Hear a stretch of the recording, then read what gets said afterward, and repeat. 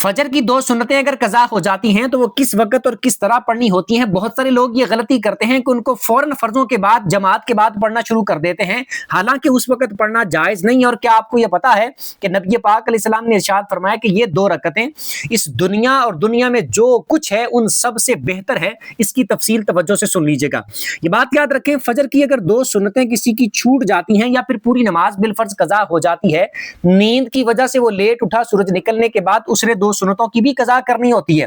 तो ये बात याद रखें, अगर सिर्फ सुन्नतें रह गई हैं या फिर दोनों चीजें रह जाती हैं, फर्ज भी और सुन्नतें भी, सूरज निकलने के बाद उठे तो दो सुन्नतें भी उस वक्त पढ़ लें और दो फर्ज भी कज़ा के तौर पर पढ़ने ही पढ़ने हैं। और अगर दो फर्ज पढ़ लिए थे जमात के साथ, दो सुन्नतें रह गई थी, तो फौरन जमात के बाद दो सुन्नतें नहीं पढ़ सकते, बल्कि सूरज निकलने का इंतजार करेंगे।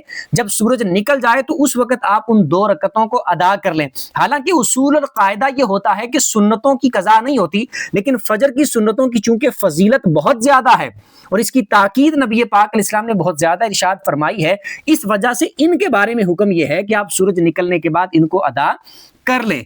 और दूसरी बात यह है कि इनका वक्त जो मैंने बताया कि वो सूरज निकलने के बाद ही इनको पढ़ सकते हैं।